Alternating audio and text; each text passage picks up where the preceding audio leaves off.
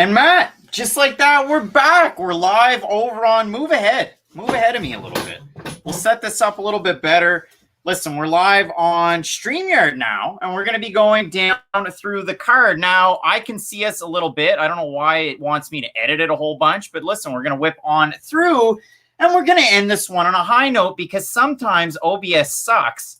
And that's all I'm going to say. But we do have StreamYard for fun. And I can bring up the comments section on my laptop. SAPT saying, let's go. Dave Baker saying, yay. Scott McCain saying, thought you lost us. No, we have to do a part 2 now. And I'm going to totally revamp OBS because that's 2 weeks and 2 problems. We're going to do StreamYard from here on out. So up yours, OBS, and we'll continue. Matt, so we're talking about it. Yanez, Costa, great fight. I've got Yanez. You've got Costa. Yanez no, I don't. I have Yanez. Yeah, we both got Yanez. Sorry. We both have Yanez. A little bit frazzled. Dave Baker hit us up in the super chat saying $10.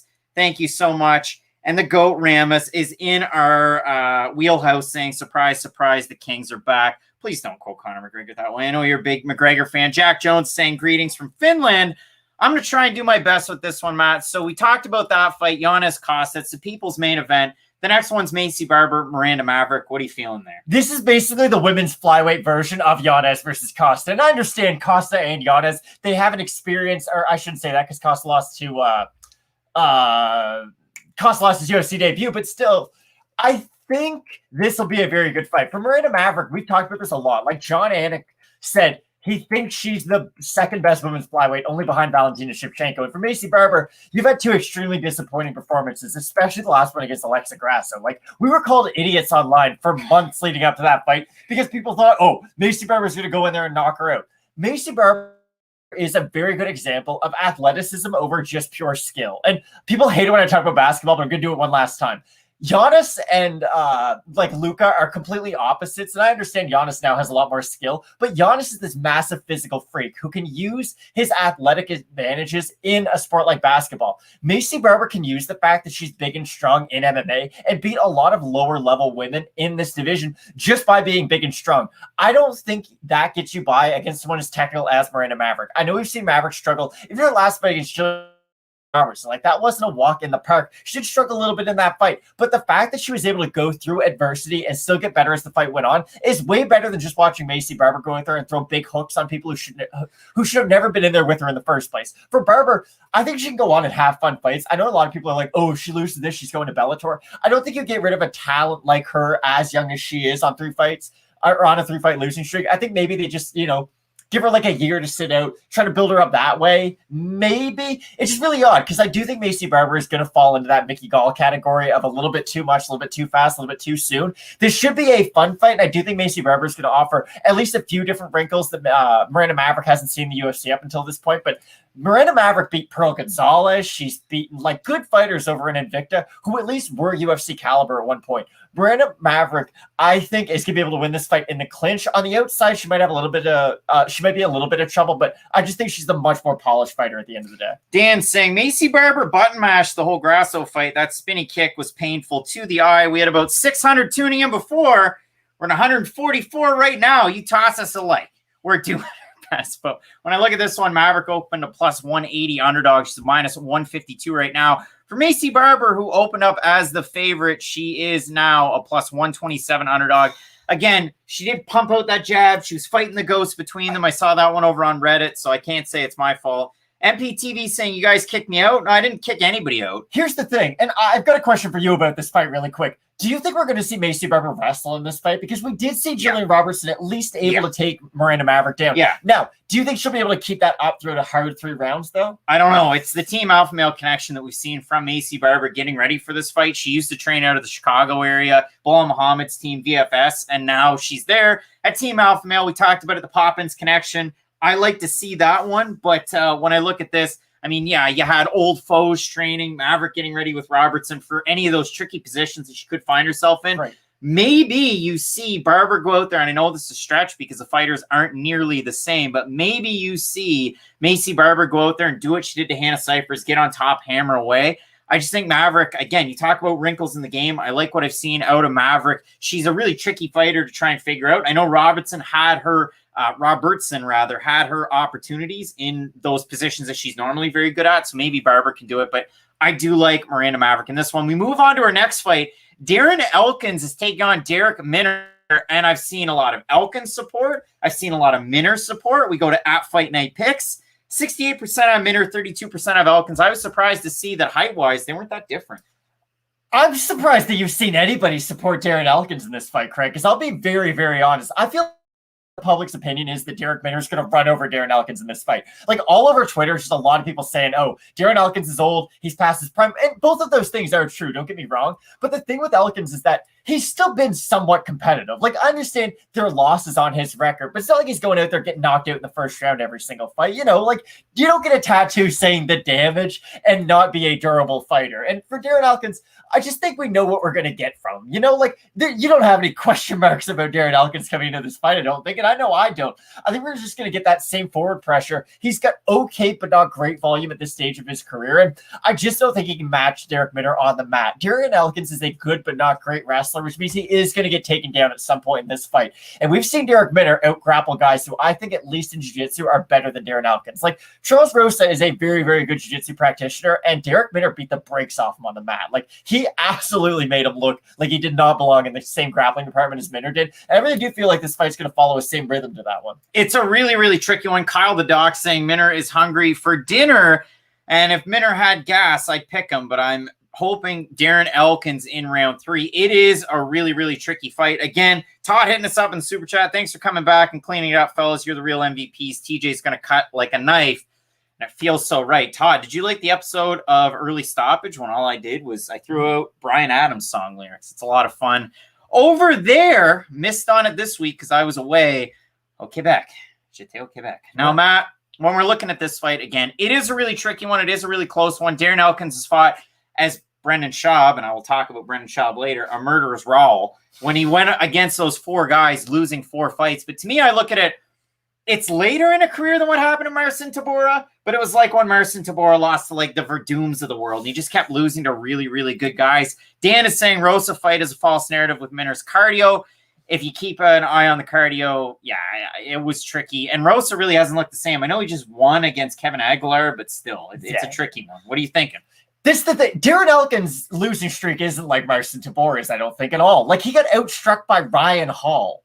That's when you know you're kind of done. And that's why his last one was so impressive. I just don't think we're going to get the same fight. Like, Darren Elkins is past his prime. No matter what you think of him today, you can't think that he is a better fighter than he was in 2017, let's say. So do you really think that even 2017 Darren Elkins, I don't think would beat Derek Minner? There you go. Hot take. I understand he was way better back then, but still, I don't think this is a good fight for Darren Elkins. I just think stylistically he's going to have a really hard time in this one.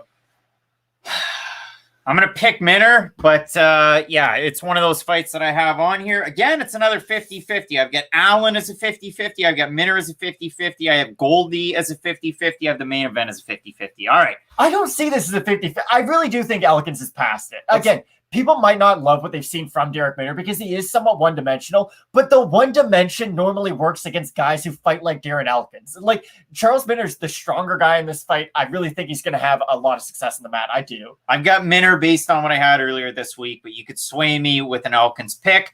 I am not married to it. You know what I mean? But I am. Now, Olivier or Oliver, you're saying Darren or Minner. Please talk about it. I just did. Where have you been? Clint saying Minner, LOL. We've got, is that a QMK pick? Do you want the QMK parlay pick? Did the people want it? Just give it out. Do you want it? Kyler Phillips. Kyler Phillips at minus 270 is the second half of your question mark kicks parlay, or minus 280. So that with a minus 160 Heinisch is a plus 121. I'm sorry, but I have to address this right now. Hey, the GOAT Ramus, you're right, okay? No one's going to believe us when we tell this to other people, but we're going to say it at parties until the cows come home. All right. Everybody wanted that QMK parlay. So, and it's a good one. Honestly, I really like the Kyler Phillips pick. I know we're going to get that onto that in a second. So here, I'll hold off. Do it. Oh, yeah, I guess there's no graphics stuff. So perfect. In this Kyler Phillips fight, it should be interesting because I've had a pretty high opinion of Kyler Phillips throughout his UFC career. I know some people haven't, and there have been a lot of question marks surrounding even like his wrestling and even how good his cardio is. But when you have a fight like he did against Sandhagen, who is at least technically a very, very, very good striker, who has good cardio and who has a good chin, and when you're able to outlast him in a striking fight like they did, it's really, really impressive. And I know people are a little off Sandhagen because he had that weird fight with Marlon Vera, he had that other close fight with Cody Stamann. Like, he's been in a few close fights recently, which might diminish his stock in your mind, but he's still a very, very good fighter. And the fact that Kyler Phillips was able to eat his biggest power shots, which is very important because Sandhagen hits hard. He was able to eat his biggest power shots, out wrestle him in moments when he had to mix it up, and then mix in his own kicks. I just really like the game of Kyler moving forward, and I really do think he's going to be a tough fighter against those guys in the top 15 of this match.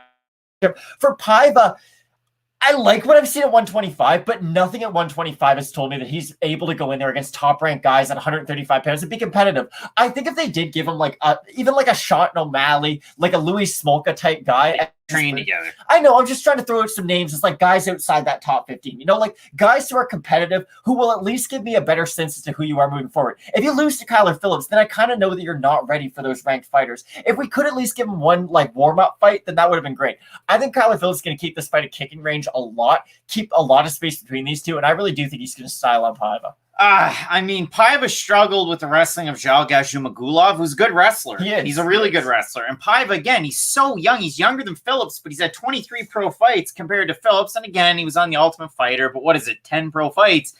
But still, I absolutely love the game that I've seen from Kyler Phillips. We've got guys just wanted to say, keep doing what you're doing. Big fan since your channel started. I appreciate you. We needed that. Michael's saying, how do you guys feel about a minute Allen Williams parlay? I don't love Williams. Like, again, I don't absolutely love him against Mickey Gall. I like him. You're sitting on a lot of fences right I don't now, love him, and I don't love Minner against Elkins. I like, and even Brendan Allen. I like the two guys I went with, and I don't have the strongest read on this card. So I'll be totally honest. Heinisch. Ryan Grant saying Heinisch is the favorite value spot on the card. And that's one of those weird fights because we talk about this a lot where it's like, okay, you're not this good, but you're definitely better than this. And I don't mean that in any disrespect to Imavov, but like, you fought Kelvin Gastelum. A lot of guys lose to Kelvin Gastelum. There's no shame in that. I really do expect Ian Heinisch to look maybe not like he did in the Gerald Meerschaert fight. I do expect a little bit more wrestling, but I do feel like we're going to get the best version of Ian Heinisch tonight. So, Matt, both of us going with Kyler Phillips. For those interested playing at home, 90% of the Fight Night Picks fans, that's 397 votes to 46, have Phillips over the man himself. Now, Matt, when we move into our main event of the evening, we've got two great fighters. Corey Sandhagen taking on the former two-time bantamweight champ. Matt, I really wanted to hear from Brendan Schaub. I got ripped a new one in the comments section. I also made a mistake, and I said, hey, Juan Archuleta, champ. Sergio. Then I had a laugh at my expense, my own expense with the YouTube short. Matt, when I look at this fight, I mean, I listened to what Brendan Schaub had to say, which was nothing. So don't take credit. Which was nothing. And he said, oh, I can't make a pick because I know these guys. And then he didn't say anything about it. So forget everything I said. It was even half a joke, and now it's not. So when I look at this fight, can Dillashaw wrestle Sandhagen? 10 times out of 10, I think he can. It's just for how long? Exactly. And the thing about TJ Dillashaw is, like, we don't know. We know 33-year-old TJ Dillashaw on stuff was a good fighter. The thing about TJ is there's so many questions, and I've got to bring up the Chael Sonnen quote, and I brought this up a lot when Connor fought. You don't get better at something by not doing it. And I know you might have not loved everything that you saw in the Brendan Schaub video, but there was one thing that he said in that video that I thought you could take from it, and it was from TJ Dillashaw saying it. It was the Food Truck Diaries with the clean juice food truck. Hey, TJ, read the room. Brendan Schaub goes, oh, so, like, when did you get back into training? And Dillashaw says, like, I didn't really get back into training till the start of this year. That means he had almost a year and a half completely off, just like trying to get his body right again before he would get back to training. Paul George almost won MVP, got shoulder surgeries, and was terrible for like 2 months in the NBA. And he has like $100 million in the bank and can get the best money and recovery that anything can buy. TJ Dillashaw, I'm sure he does well, but doesn't have nearly as many resources as a guy like Paul does. And he had the very similar surgery on both of his shoulders. No matter what you think of TJ Dillashaw, he's not going to be the same fighter who fought Cody Garbrandt. He could be similar, but he can't be that same guy. If you think the same guy who fought Cody Garbrandt might be able to, hey, he can mix up his wrestling, he might be able to use that experience to beat Sandhagen, I can't disagree. but it's really hard for me to pick against the Corey Sandhagen, who's gone out there and fought killer after killer in this division and looked really good. Now, I got to go into the comments section. Brandon Sanders, you're here just about every week, too, saying Google the PED was on. It wasn't steroids. No, it wasn't. He took EPO. Helps. Now, they take your blood out. They spin it around. They put it back in. If you're an old person, sometimes they give you the vampire treatment. They give you the young person blood. That's what's keeping Matt alive. He's actually 175. But the whole point of it is... That's not EPO spinning the blood around. It's going to help you out. It's going to oxygenate your blood. It's going to help you out. You're going to be able to last longer in terms of cardio. Now, my favorite guy at 205 pounds, Iwan Kutsilaba, he did the EPO cycle. He did it. And he's still all right. But the trouble with him is, and it's always been a factor, his cardio is not very good. Now, with TJ Dillashaw, he's fought in 5-round fight after 5-round fight, but he's been out for such a long time. And if you look at it for the man himself, Corey Sandhagen, I've seen a lot of people say his opponents were washed. Marlon was washed. What happened in the first round of that fight? It was like a tit for tat. It was a feeling out process. And then he landed that crazy kick, right? He landed the question mark kick, pointed out he broke Marlon Vera's orbital, and then landed a spinning back kick. One of the nicest ways you can win. So a crazy win there. Obviously, the win against Frankie Edgar was really quick. And you can say washed. You can say whatever you want. But I just like what I've seen out of Corey Sandhagen. He's been in the deep waters against Mario Bautista, against Alcantara. He's been able to withstand those issues. And again, Sandhagen, I favor him in the longer fight. I'm going with Sandhagen, but it is a tricky fight. It is a really good one. If we have a look at the odds for this one, Matt, minus 200 to minus 215 for Sandhagen, the average minus 208. So, yeah, right in the middle. And for Dillashaw, plus 172. And those odds have gone up in the last few days. Okay, Chai Toast, typical TJ haters. I'm talking to you right now, and I'm looking in the camera. The only thing TJ does that I can tell you 100% that he does better than Corey Sandhagen is offensive wrestling. Their jiu-jitsu, I think TJ Dillashaw is the better grappler of the two, don't get me wrong. But it's not like Corey Sandhagen is so bad defensively that I'm worried TJ's going to win by submission. Do I think he can get some ground and pound off? Yes, but even go back to the John Lineker fight. TJ's wrestling is not ground and pound oriented. He's not a guy who gets on top of his opponent and then finds a way to like break them down with his ground and pound. He gets on top and controls his opponent. Yes, he can go from guard to half guard, but if you look at John Lineker, John Lineker's not great off his back other than his just natural defense on takedowns, which is a really good guillotine. But the issue is that he takes him down, he lands a good ground and pound from the full guard of John Lineker. If you're in the full guard of Corey Sandhagen, who's basically 6 feet tall at 135 pounds, TJ is barely going to be able to reach his head as long as he keeps the guard the full way out. Look at when Volkov fought Fabricio Verdum. This is the last point I'm going on this. When Volkov fought Fabricio Verdum, yes, Verdum is a far better grappler, but the size of Volkov helped him. The fact that Volkov could keep Verdum in his guard basically 10 feet away from his head because he's so big really does help. I think all of that, as a part with TJ, does like to put his hand down. He goes for a lot of single leg takedowns, which does leave his head open. Do I think he can then mix in a takedown attempt, then go up top and knock out Corey Sandhagen? I'm sure he can.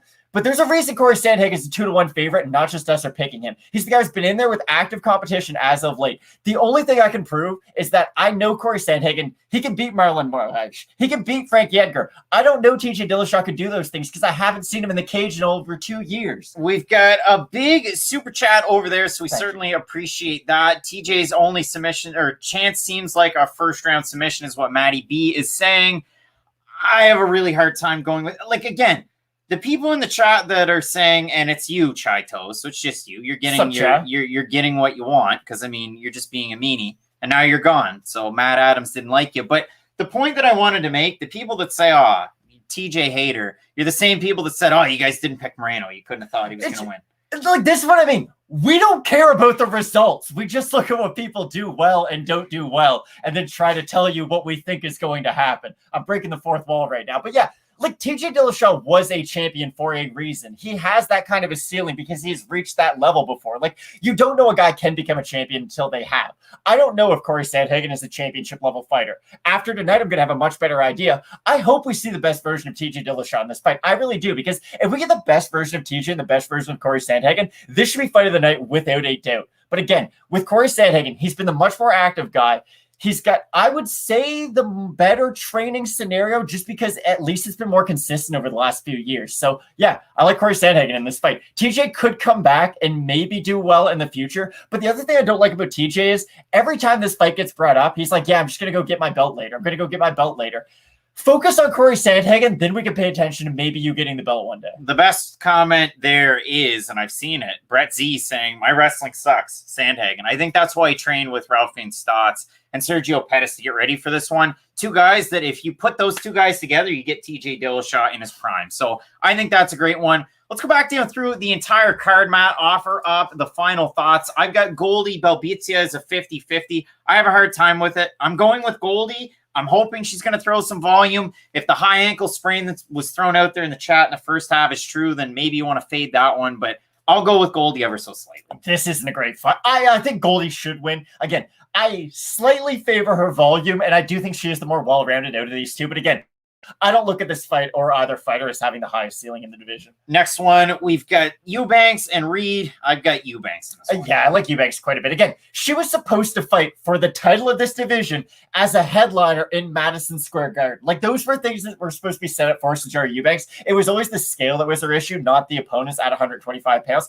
I like Eubanks at 125, really against a lot of her opponents. Next one, Arce taking on Ewell. Ever so slightly, I've got Arce in this one. Is this like a could-be fight of the night, maybe? Yeah, I think it's a really good one. Yeah, like this is a bit of a dark horse. I think this should be a very, very fun fight, but I do have Julio Arce in it. Tim O'Malley, you are too kind. We've got 430 people that show back up for the second half. Thank you. Toss us a like. We'd appreciate it. And Tim, if I could toss you a like, I would. Austin Angler saying Eubanks is canceled. Austin, I can't check it. Tim Apple saying it. We'll check it, Matt. Our next fight is Mickey Gall, Jordan Williams. I'm going to look up this Eubanks development. What are you saying for this fight, Gall and Williams? Mickey Gall's like Jordan Newman, or Julian Newman was his name. I don't know if you guys remember who Julian Newman was, but he was like that 5'3" guy in high school who had all those crazy mixtapes, and people were like, he's going to be great. He's like 5'7" now and in grade 12, and he's good, but it's, you know, people are calmed down on the whole. He's going to get drafted and be great in the future. It's kind of like Mickey Gall. A lot of hype when he was young,